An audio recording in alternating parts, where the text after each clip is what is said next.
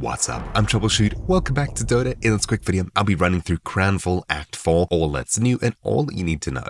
We've been waiting for this since June 39th. Yeah, you heard me right. And it's taken a ton of time to get here, but on November 7th, Crownfall Act 4 was released, and this is what the map looks like. It's absolutely massive. In this, we need to progress 59 steps forwards instead of 52 or 57, so it's on par for the longest Crownfall Act since Act 2, and there's tons to do in here. Starting off, something completely different from previous tiers is that there's 3 separate starts: middle, right, and left. You can progress all of these at the same time, so you don't need to worry about choosing a certain path to progress. Throughout this challenge, we have a couple of different interesting things, but before we get to looking at the map, let's have a look at the Crownfall store and see what's new. So, this season we do have a new Pathfinder pack, obviously, that gives us access to the brand new side paths, which are located on the sides, that is, over here and over here. This is probably one of the cooler, in my opinion, Pathfinder packs, as we get 2 towers with it, a Dire Tower and a Radiant Tower, just by purchasing the Skywrath Pathfinder pack. So, having a look at these, this is the Dire Tower, really cool, Vengeful themed, and this is the Radiant Tower, Skywrath themed. It's actually one of the better looking towers, considering that we only have one other tower for purchase on the Steam market, being this tower over here, the Stoneclaw Scavenger,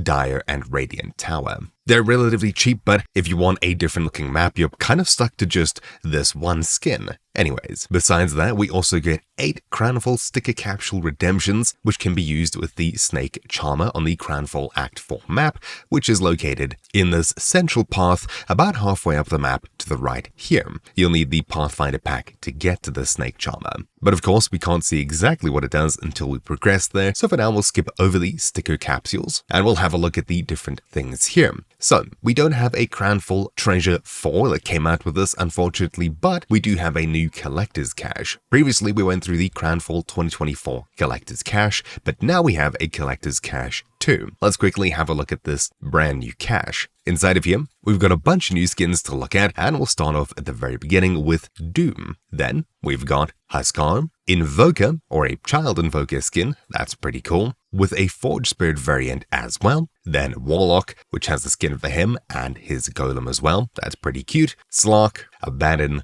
Axe, this one looks really cool. Dazzle, Clockwork, which includes a carrot skin for his cog to go along with his rabbit theme. Zeus, Lion, Crystal Maiden, this one's super cute and comes with a pup, Ancient Apparition. And finally, onto the rarer skins, rare for Undying, including a Flesh Golem variant, very rare Spirit Breaker, this one looks fantastic, and the ultra rare skin being for Rubik here. Some of my favorites would definitely have to be the Spirit Breaker skin, the Crystal Maiden skin, it's super cute. Zeus looks pretty good, Clockwork as well, Axe looks great, maybe Slark, definitely Warlock with his cute teddy bear, Invoker, and maybe Doom as well. Anyways, now that we've run through the entire Crownfall Collector's Cache 2, let's head back to Act 4, into the store, and talk about the last few things on the Pathfinder pack here. So if you purchase it, you'll also get, besides immediate access to these 2 towers, access to these 2 side paths, which you can earn, a Immortal skin for Batrider,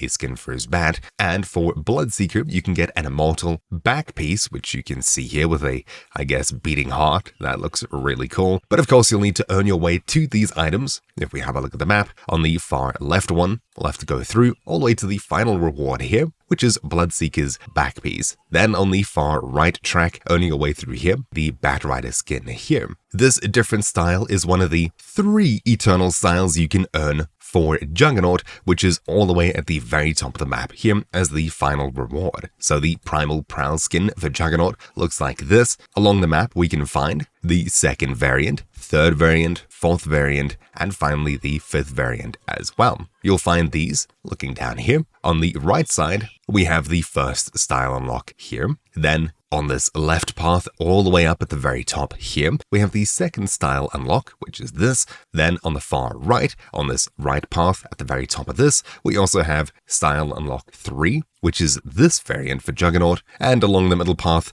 I'm pretty sure when you get here, you unlock Primal Prowl with probably, I assume, these last two styles included as well. Let's quickly scroll through this so you can see what else you can expect at the very bottom here. The token trader is located one step in. You don't need to earn your way to this, and inside of it, you can trade 4 of any tokens for 2 random tokens, 2 of any tokens for 3 scrap, and with 6 scrap, you can get 1 token of your choice. So if you need to trade for tokens, you'll be trading 4 of any token for 1 of your choice. Pretty expensive. Then scrolling through this, coin, background, a little encounter here, candy sack, straight to this over here, Castle Carnage. This is essentially an Angry Birds minigame. It's pretty cool, and I'm excited to get there to make guides on this, and of course, the second minigame, which I'll get to in just a moment. Looking further up, we have the Candyworks Caravan, which is useful to get to. It should expand our Candyworks Caravan with this last row of candies down here at least. I don't think we'll get a 4th item to choose from, but having an extra row of candy available for more unique candies in your inventory, it's going to make purchasing a lot of these things a lot easier.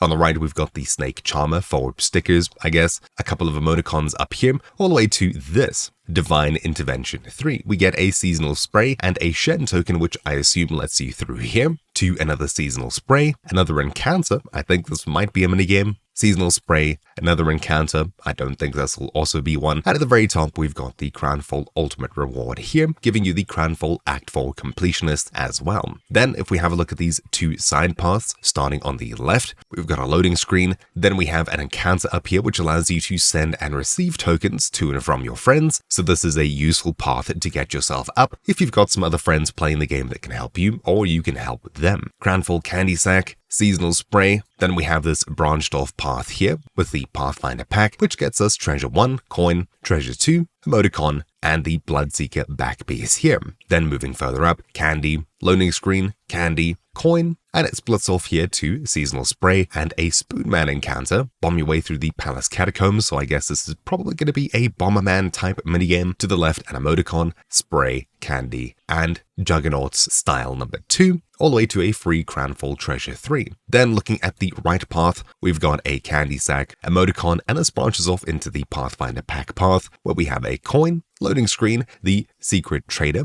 Treasure 3, Seasonal Spray, Juggernaut's first style variant, and finally the Batrider Immortal and Candy Sack. Moving further up this path, a loading screen, candy, spray, to the right, loading screen, coin, and an encounter, which I think you can get some free tokens from, candy, emoticon, Juggernaut Style 3 for free, and finally a Treasure 1. Then, this path over here, Spleen Sweeper, which is essentially a Minesweeper clone. This one's going to be pretty interesting to cover. A loading screen, and finally a Kez token up here, which I'm not entirely too sure what we'll use for. On the left path, we don't earn a token here, so, well, that's pretty interesting. Speaking of Kez, if you haven't paid much attention, he's a brand new hero in this. On the main menu, and of course their website, you'll find Kez debut, comic, and website. If we have a look at the debut here, it'll play a video showing us Kez's intro, which you may have seen previously if you were watching some of Dota's socials. Essentially, Kez is a pigeon-type Juggernaut character.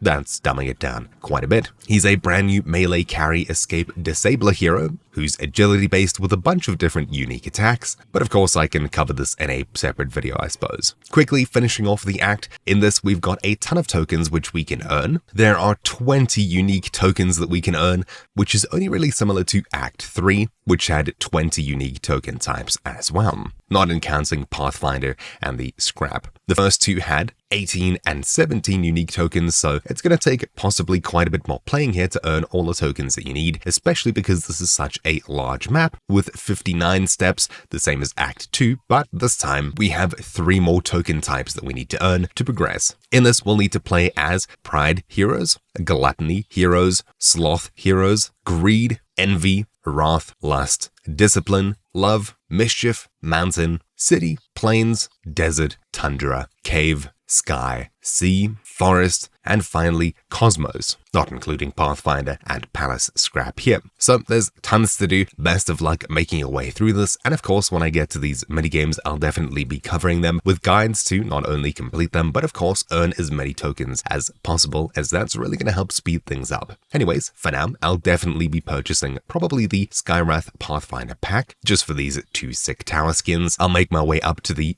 Beating Hearts encounter on the left, and then I'll be mainly progressing through the main storyline, I would think. Anyways, thank you all for watching. My name's been Troubleshoot, and I'll see you all next time. Ciao.